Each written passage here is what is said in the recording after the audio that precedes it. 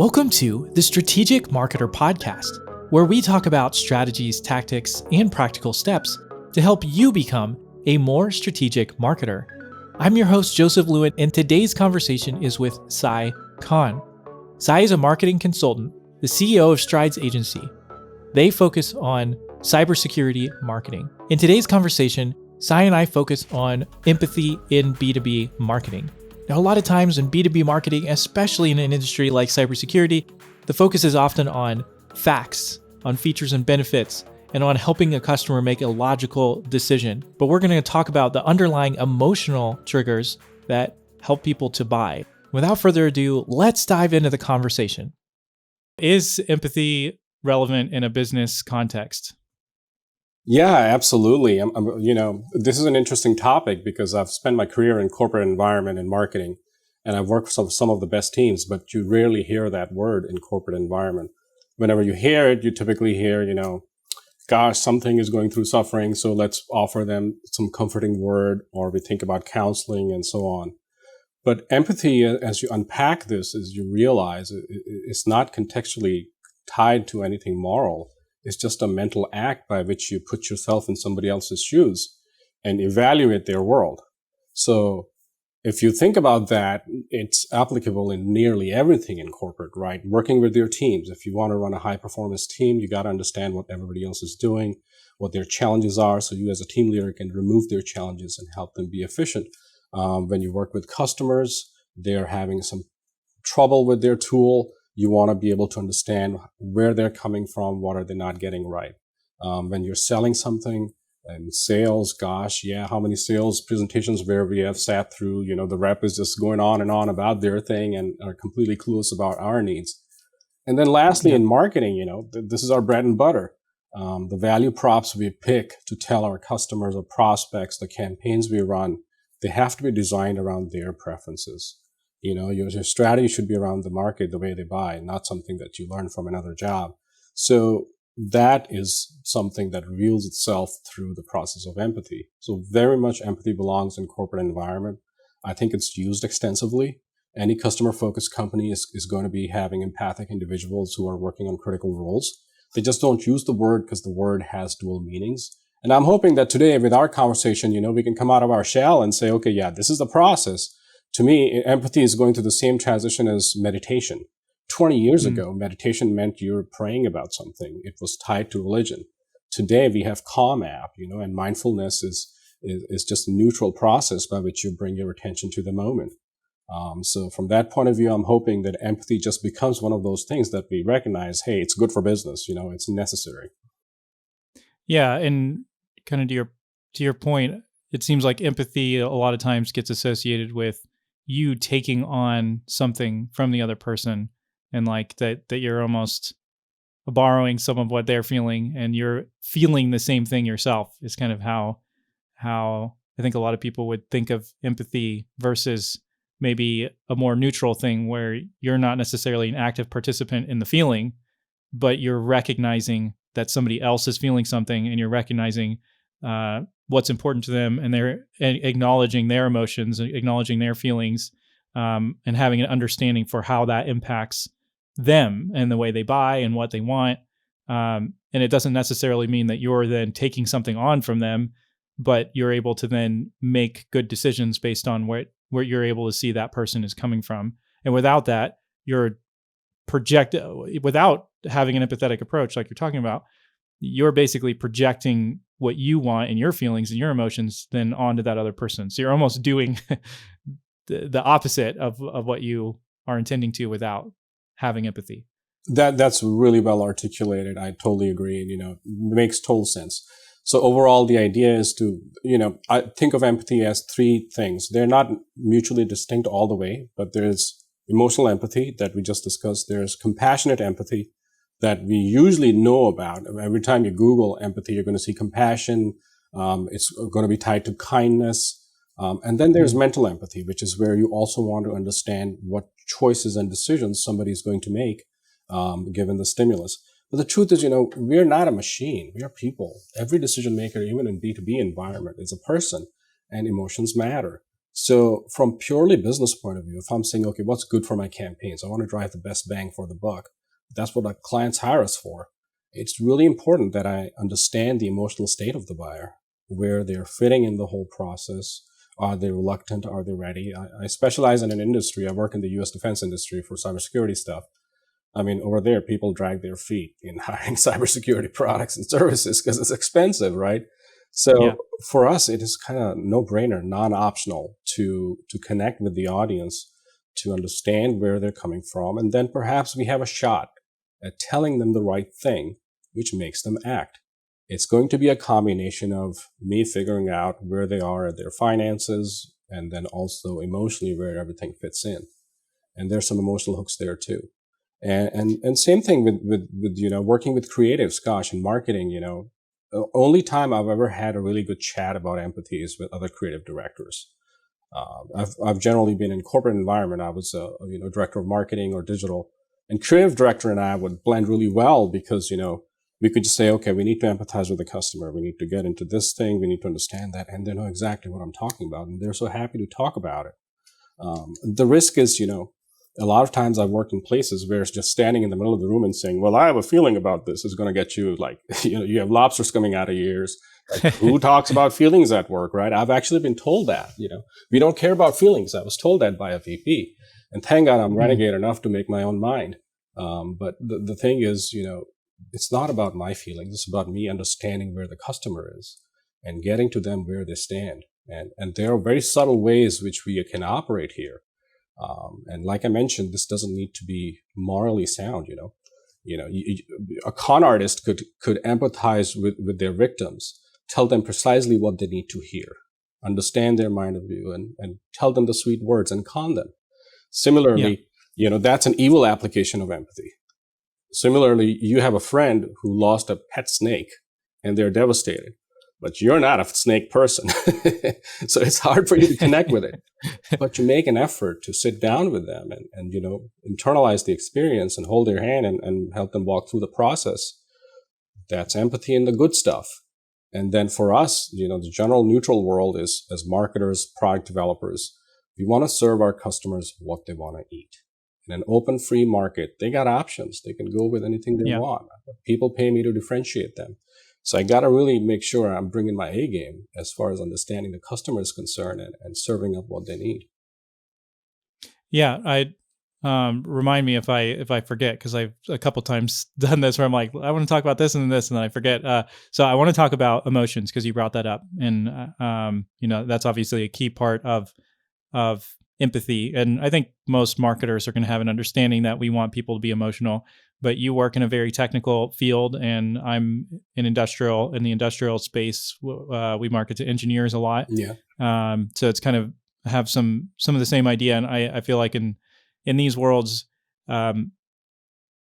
people feel like emotion doesn't play a role. Marketers do, but how do we convince other people? So I want to come back to that in a second. But just on the note of the different kinds of empathy, it kind of makes me think of, your mom is going to be a compassionate, empathetic person. And that's, I think, how we would tend to think of it. So, you stub your toe and your mom's going to come and pick you up and be like, oh, I'm so sorry that you stubbed your toe. Coddling. And, that's the word that comes to mind is coddling, taking care, sympathy. Absolutely. Yeah.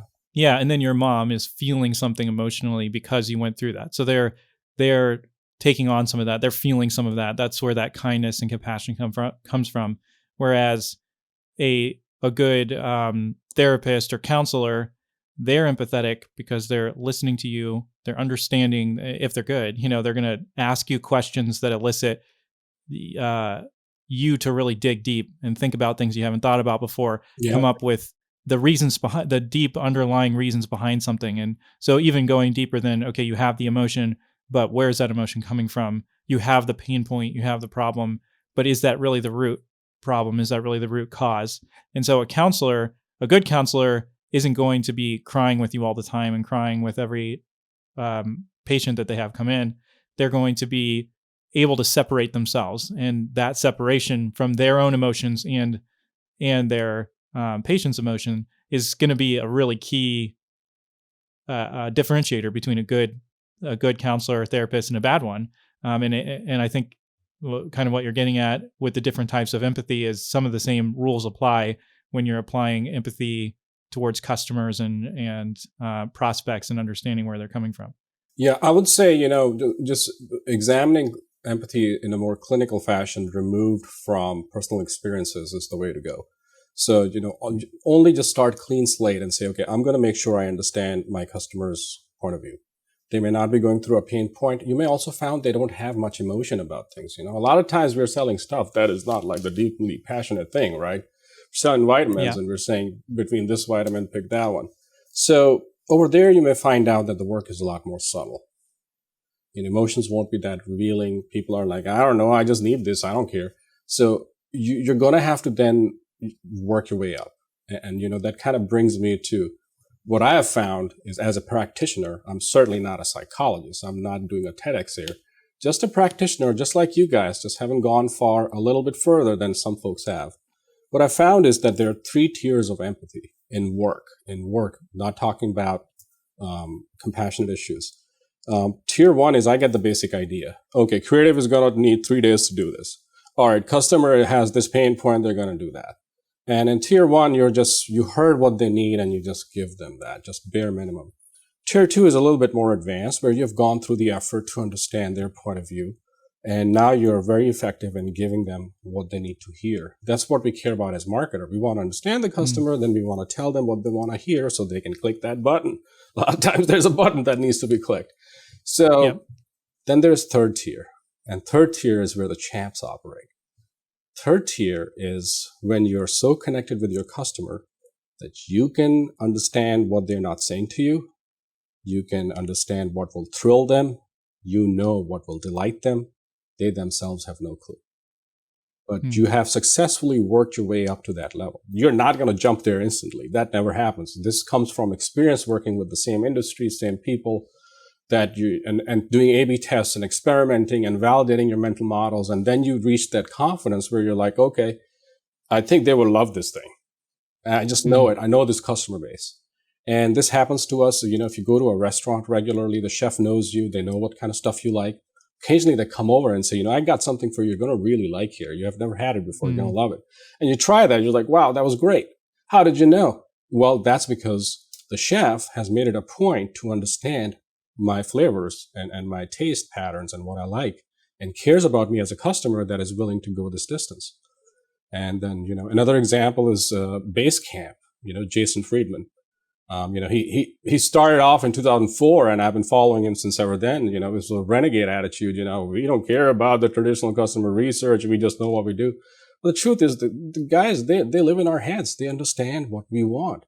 Yeah. In fact, I think they understood our productivity needs so well by going through the route of simplicity that they were able to produce new product enhancements that people just ate. We all love the product. And if you were a customer and you asked, and they were to ask you directly, what do you want? And left it at that, they might have pursued a totally different path of product updates. But by going to that deeper level and really understanding the deeper needs of the customer, they will provide things that you never even thought were possible. It's kind of like that quote about from Henry, I guess, attributed to Henry Ford about, if I ask people what they wanted, they'd say they wanted a faster horse or something along those lines. It's kind of like that versus finding what the need was. And the need was, how do I get from point A to point B faster, more efficiently without having to put, have horses and put all this stuff together. And, that was actually the transportation from point A to point B in the fastest amount of time was actually the issue. And it takes a lot of thought and understanding the customer to get to that level. Absolutely. No, that's a great example. Yeah, the Henry Ford example. He knew the market. He was also staring at the technology. Sometimes the tech is so dazzling that, you're going to love it. That also works. But most of the time, we're selling regular products. Most people hearing this are I'm selling cybersecurity services. You're involved with industrial stuff. This is what we're selling. We're not selling the latest iPhone. Right. So for us, we don't have flashiness to bank on. A lot of times we're not selling sexy, cool things either. Who cares about cybersecurity, really? You got to make them care. So we got to get in our customers' minds and walk with them continuously. And I find that, Well, and especially on like the cost saving products versus the revenue driving products, it's kind of similar with cybersecurity. You're not making money off of cybersecurity. I mean, you might be, and if you're working with a company that sells cybersecurity, they're making money. But then you're influencing customers that this is a pain in the butt that they have to deal with it. It's mitigating a risk, it's saving money, which is really not sexy, and it's not something that people typically are going to be just like jazzed out of their mind. It's like nobody gets jazzed out of their mind about going to get their alternator repaired, but they get jazzed out of their mind when they go buy a new car and they get to be excited about a new car. It's like absolutely, that's really spot on, and that's the starting point for any cybersecurity company that's starting in this business. You would recognize that by and large the industry remains oblivious to their cyber obligations. So you got to start thinking about how you turn their minds around, and you got work cut out for you in campaigns.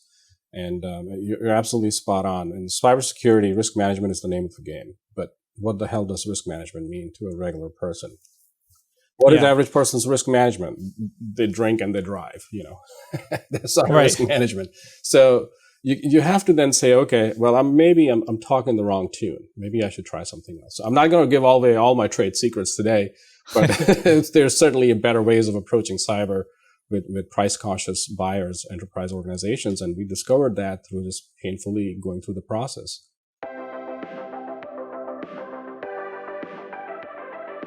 This week's episode of The Strategic Marketer is brought to you by the Brand Compass course. If you're looking to take your marketing services side hustle to the next level, the Brand Compass course is for you. In the course, you're going to learn how to identify your ideal customers and narrow down to serve a niche market. Then you're going to learn how to productize your offering so that it's easier for customers to understand exactly what you do for them. And then you're going to put all of this information into a one-page messaging guide. That way you can use your customer's language to speak exactly to their pain points and problems every single time. Check out the show notes for a link to the course.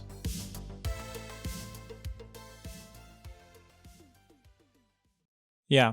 Well, before we go any further, I do want to come back just to set a little bit more context for the conversation. So how do emotions apply in business, especially when we're talking about government, when we're talking about cost savings, when we're talking about, marketing to engineers? In other words, industries and people that are typically seen as non-emotional. How does understanding the emotions of those people apply? And why? In a sense, what I'm trying to get at is the underlying thing: does empathy and understanding emotions apply to industries and people that are typically seen as emotionally sterile in that respect? Which would be at every board meeting, right? I've presented to the board. I mean, you got to bring data. You don't have data, you're dead. So the thing is, every decision maker has an emotional hook. The CEO is accountable for short-term revenue and long-term growth. That's the bottom line responsibility for a CEO. The CFO is going to be right there, and it may be the one who's presenting, daily numbers to the board or weekly on the financial performance. So, and you have chief information security officers in some companies and so on. So the thing is, while it looks like that there's no emotion there, they are very emotionally tied to their business goals. These decision makers, they got to hit their business goals. So what you do is you try to figure out a way what is important to that role and what can be said to that role that is consistent with their, obligations. So what is the most important thing for a CFO is not to lose a shit ton of cash. That's what's happened when you get ransomware. You get ransomware on your organization's network. It's basically a malware that basically stalls all computers. It locks them all out, encrypts everything. And you can't access payroll. You can't access anything that's tied to that. So what is the consequence of that to the organization? It could be a catastrophic consequence to the organization financially, small businesses, schools, hospitals, and so on. So in that case, you're basically telling them, listen, this thing is not some theoretical risk. This is an open risk to you right now. Look at the stats. What you're doing without cybersecurity is like you're leaving the office doors open every day. You could try risking it, but recognize that somebody's going to come in and steal inevitably.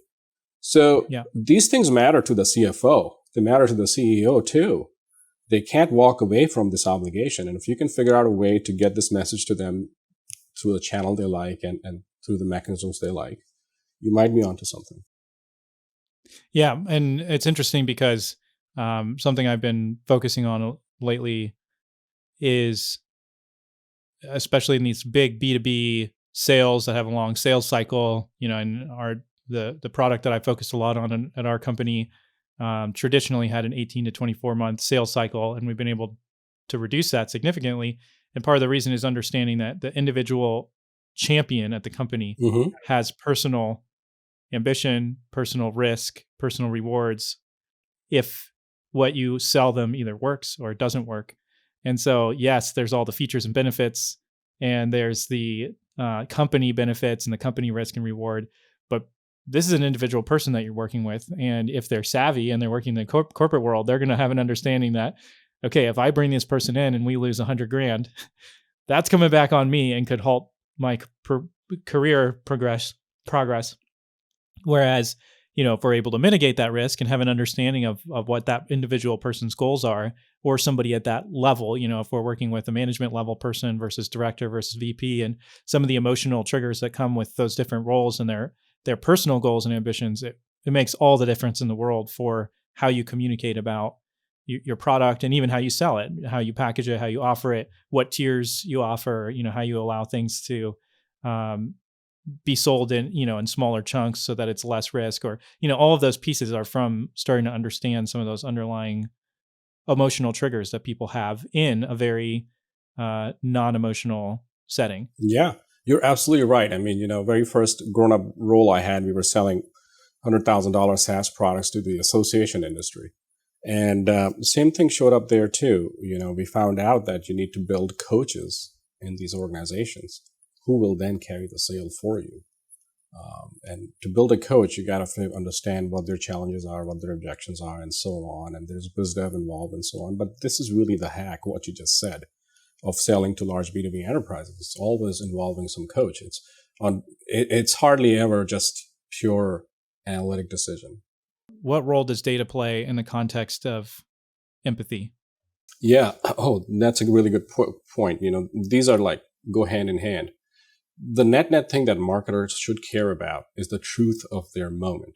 That's what you want above all else. It's not empathy or not data. You want to know what's going on. You want to know who the customer is, what their pain points are. Do they really care about your product?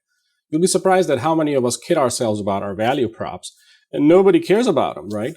So you got to get to the bottom of these things, and that's going to be the main important thing. But the problem with empathy is if you just have one call with one prospect or customer, you're just getting a tiny data point. If it's a customer that you had a good call with, then it's already a biased sample because they have already bought your value props and they like you enough to get on the phone. You want to understand the perspective of people who aren't buying from you because that's where the money is.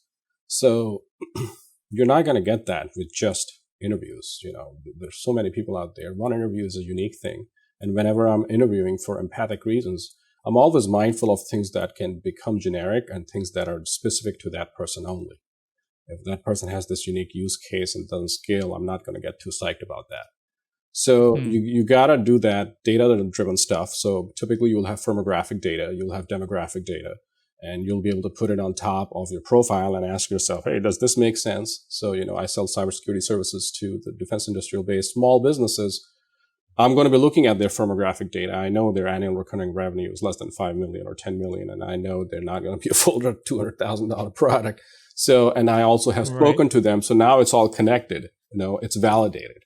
Now I feel a little bit more confident about my mental model because it's not just purely from one data point. It's just collaborating with larger data set. So you want to keep it hand in hand. And I think the smartest empaths, especially working in creative, make it a point to understand the data performance of their creatives. Because we misfire all the time. Good God, how many times we have thought we launched a killer campaign and it didn't launch exactly as we thought. And the A/B test we did where we were so psyched about the new creative, it kind of lost pretty fast. So we go wrong. Wrong happens. It's not the end of the earth. But this continuous evaluation, just being aware, hey, this was the mental process that brought me here. This was the mental model that brought me here. I'm going to tweak it because it doesn't connect with reality. And I'm going to continuously evolve as I receive more stimulus. Then you're onto something. Yeah, and I like that you're bringing up because I in the circles I'm in, I'm starting to hear a lot more about customer research. And a few years ago, 4 years ago, I wasn't hearing as much about it, and I was starting to do customer research back then myself and work with small businesses on doing customer research, but it wasn't something that everybody was talking about. Now I feel like I'm seeing a lot more, which I'm stoked about. I mean, it's the key to good marketing is customer research and truly understanding your customer and probably not overpaying for some huge customer research firm that's going to do focus groups and stuff like that. It could be okay, and I think there's value, but just get on the phone with people first, Yeah. and start with some interviews with customers and prospects, and get some of that information first. But then I'm kind of seeing a pushback to some of that, some of the data you're talking about with firmographic information or demographic information, and I think people are afraid that they're going to uh, maybe alienate certain people or not connect with certain people. But especially when you're selling to small businesses, you're going to start to notice patterns, and you're going to start to find patterns. And if you're going to find pricing, for instance, you need to understand the group of people that you're working with. And, if they're high rolling and, the people who you're working with make a lot of money themselves and they're used to spending a lot of money in their personal life, it's going to be easier to convince them to spend money on certain types of things. If they spend money on luxury items, that says something about the type of person that's going to do that. And if you start to see a pattern across the people that you're working with, even on a personal pattern, those things start to apply. And, with CEOs and CFOs, you're going to start to see a pattern with the types of CEOs or CFOs that you run into. Are they trying to make a name for themselves, or are they ultra conservative in what they're doing at the company? And all of those things make a difference. And maybe that's different for each one. But if you don't start to notice the patterns that do exist, because you're afraid of writing those things down and I don't know, pigeonholing yourself, I Yeah. think you're missing out on some important information. Absolutely. Absolutely agree all the way. And, that's a great example of how it builds up, bottoms up. You start with one data point and you learn about that person, then you start noticing the pattern. And if you don't have data, then just simply expose yourself to more data points. Do more interviews, do a variety of interviews. Make sure you don't get bottled into people who tend to like you, just go across the whole market. So by and large, I think, pretty much anything can be sold in B2B environment within 4 or 5 personas. There's no need to agonize over 12 personas and whatnot. By and large, we can condense all buyers into that state. And the trick would be, those personas need to come bottoms up. I learned about personas too back in the day, more than a decade ago. And I just Googled that thing and I downloaded the Excel file and I imagined how that person is going to be and I started typing in. That's not how it happens. It has to be bottoms up, experience based understanding of the user. And then the persona sort of coagulates together from your team's experience and debates. You're like, okay, there's this distinct buyer who likes technology. We are running into this all the time. We got to create a user experience where we showcase our technical prowess. And then here's a distinct buyer that only cares about pleasing somebody else. They're buying a gift for someone. A great example, I have clients I love aviation. I have clients in aviation. I've worked with flight schools. So typically what happens in a flight school is, an aviation enthusiast like myself is given a chance to test fly 1 hour of flight with an instructor. Isn't that cool? Like I can just walk into the airport, give them $100 and we do the whole process and I get my kick out of it. And I've done that. I remember my first discovery flight. I've done some flight training too. The thing is, if you go to a flight school and you say, okay, when they hired me, I was like, all right, I'll give you an example of the 3 empathies here, of how 3 empathies would approach selling flight school introductory flights. Empathy 1 would be as a marketer, I would go and say, all right, give me your best value props. Why do they like you? Show me your marketing collateral. So I'm going to just make notes. Okay, this one sounds good. There are too many. You got 12. We're going to pare it down to 3. This is foundational stuff. And then I create a landing page website. I push the ad forward and maybe it works, maybe it doesn't. Empathy level 1. Mm-hmm. Empathy level 2 is I'm like, okay, tell me about your customer. And they're like, they're going to be engineers. They got extra money on the side. They love flying. That's the common between all of them. They love flying and, they like technology and we want to show them our new Garmin 1000 and so on.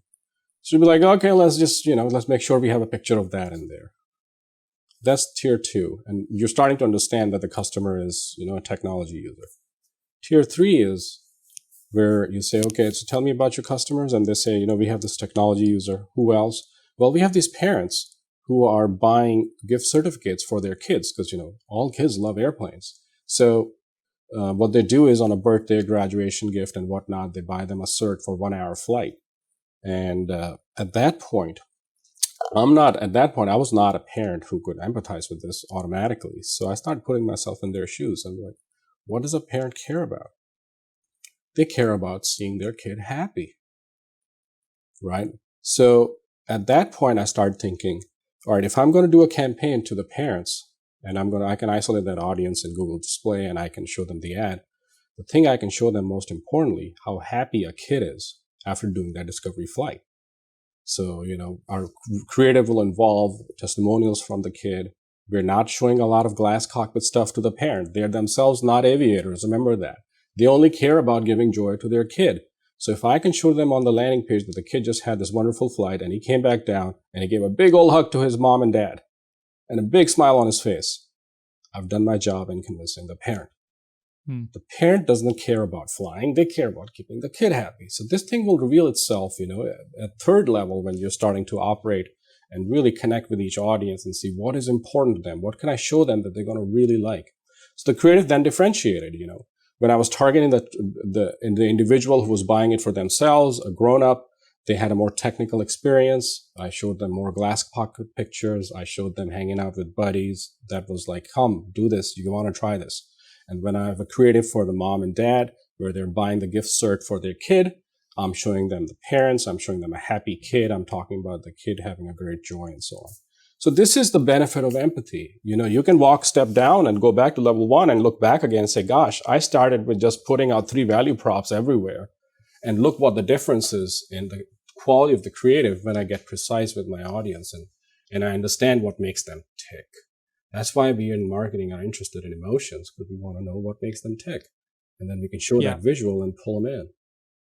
I mean, it's something else to consider is the parents want to make their kid happy, but they might actually be, what's another emotion that's going to be going on? Well, maybe fear of their kid going up and flying and, the process of that. So the less cockpits and in-flight stuff that you're showing, the less that you're going to trigger that fear in the parent of my kid flying in a single engine plane with a stranger that I don't know and whatever.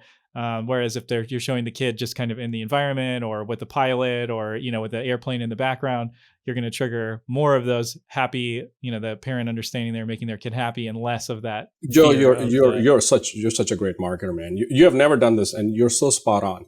You're absolutely right. Parents have that hesitation. I don't want my kid to be flying.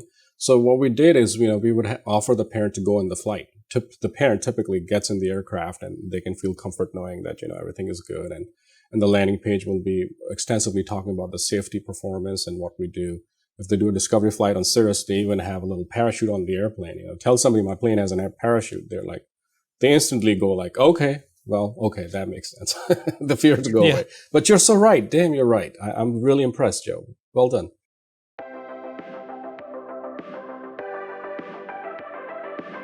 Strategic Marketer is brought to you in part by Thrive Themes. Thrive Themes is a killer visual WordPress editor. They've also recently launched editable themes so that you can edit every element of your WordPress theme. You can create amazing landing pages that are beautiful and conversion focused. They've built all of their products around helping you convert more leads into customers. You can find out more about Thrive Themes by clicking the link in the show notes.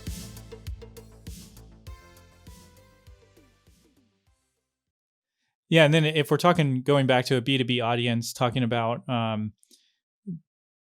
if you're in enterprise sales at all, or you're working with companies that have a long sales cycle, another element that's going to come into play with that is if you're a new solution and you're marketing against an entrenched solution, part of the reason that entrenched solution is still there, even though maybe even people in the company don't like it. They know it's not the best solution. Okay, I'll give you an example of that.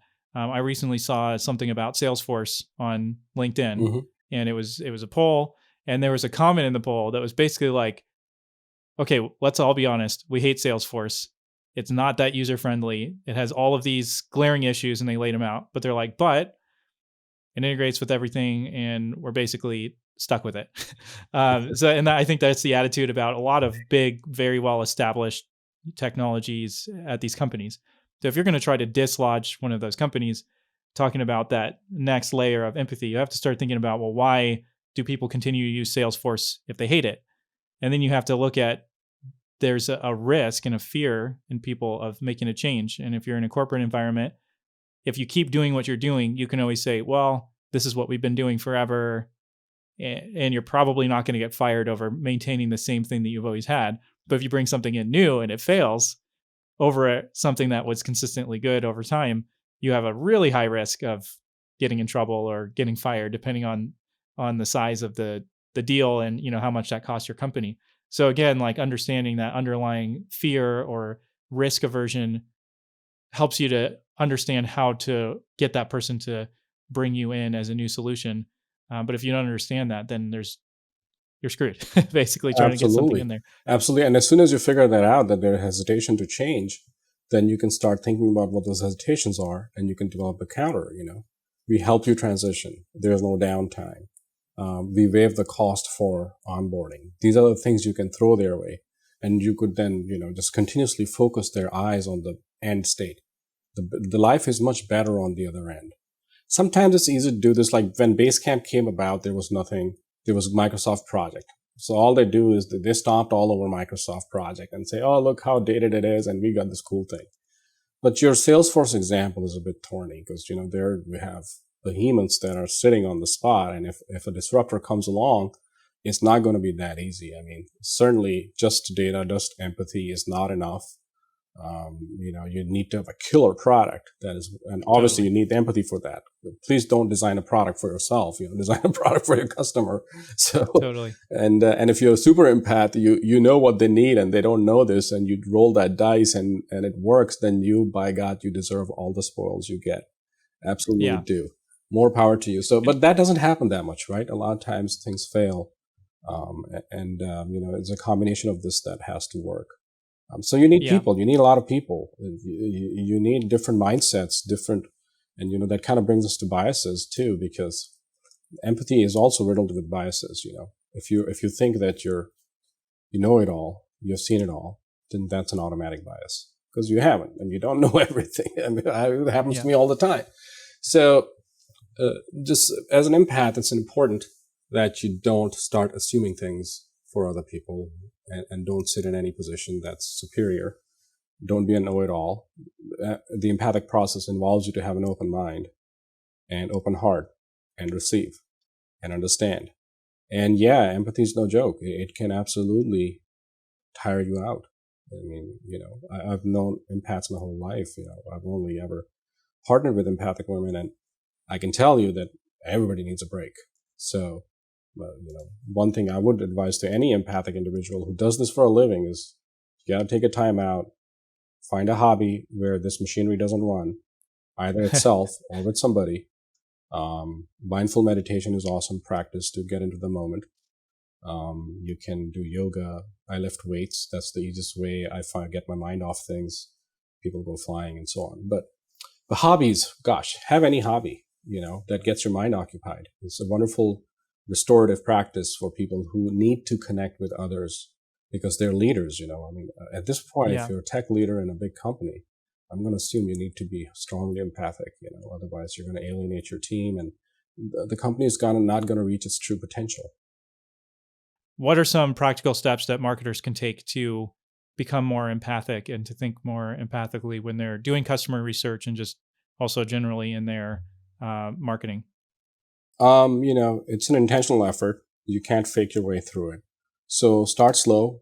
I mean, we all learned empathy in kindergarten, but the option went away afterwards. But if you think that you need to do this because your job requires it, then start by understanding your peers. That's the easiest thing. People you work with, your partners. That's practice run. Then recognize it's a skill. Some people are, I think, naturally good, but they're like 10% of the population. But that doesn't mean the rest of the 90 of us are condemned to, unempathic, unemotional life. We certainly have options here. So we just recognize that it's a skill and that you get better at it, and there's introspection involved, and you got to take little breaks, and you got to be aware of your biases.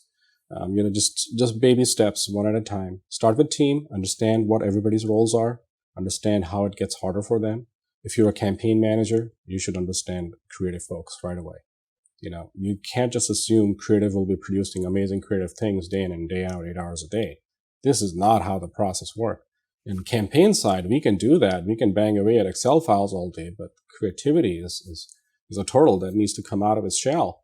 So here, empathy matters, and you matter. You may be actually a big contributor to how the creative team operates. So if you're always badgering them and like, this is not good enough, I've seen that, unfortunately.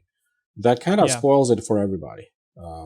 Yeah. So start with your team, your partners, your friends, and then, once you feel comfortable, then you're ready to get into customers. And it's continuously, like once a week or once every 2 weeks, listen to customer calls. That's the easiest thing you can do. And it's going to be active calls. So you're really listening and you're trying to put yourself in their shoes and you're saying, okay, this is what the customer is running into. Oh, I think customer meant that when they said this. As soon as this mental process happens in your head, you are on the right track. As soon as you can tell, customer said that on the call, but I think this is what they meant, and I'm glad you mentioned it that way.